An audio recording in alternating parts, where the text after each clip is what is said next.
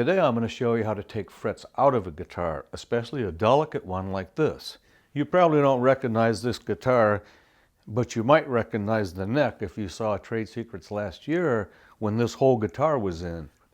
It was Mike Bloomfield's guitar that he played at the Newport Folk Festival in 1965 and recorded Bob Dylan's Highway 61 album. That was one of my favorite albums that I learned on.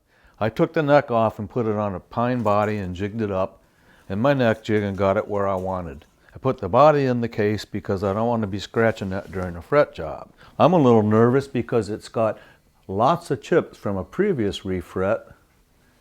I don't know if they use glue or not. Look at the waves in the fretboard. It's like a really heavy-handed player with hard nails, or did somebody try to do a mild scallop on this like Ritchie Blackmore?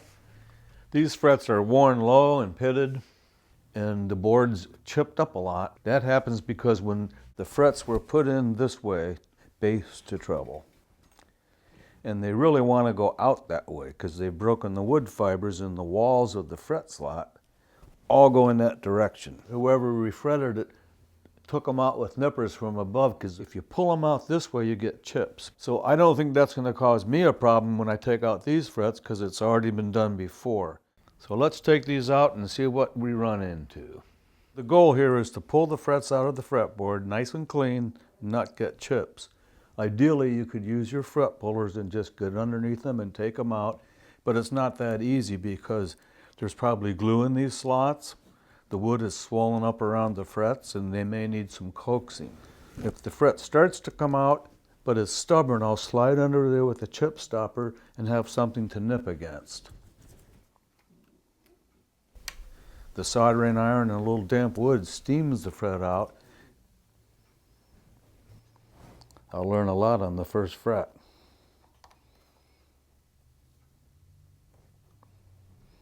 As I come across, I'm protecting the fretboard with my pullers while I heat. That's my guide.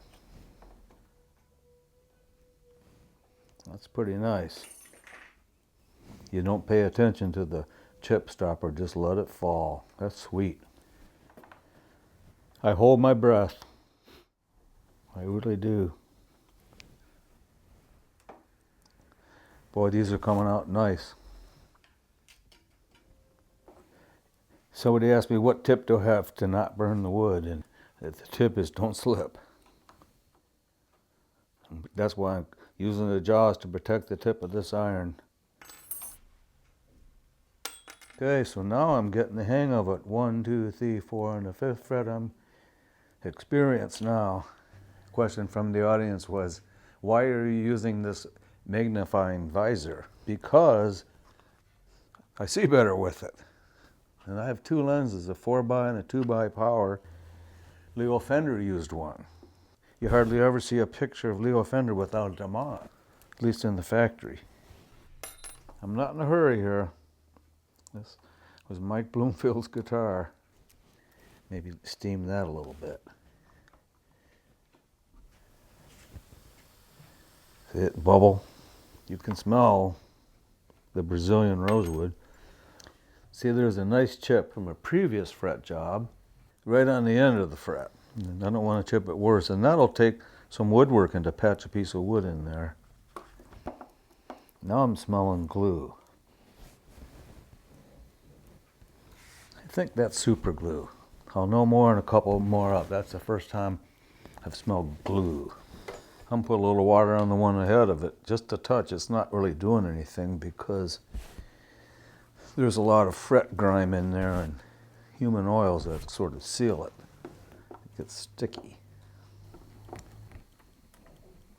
It's a tough one.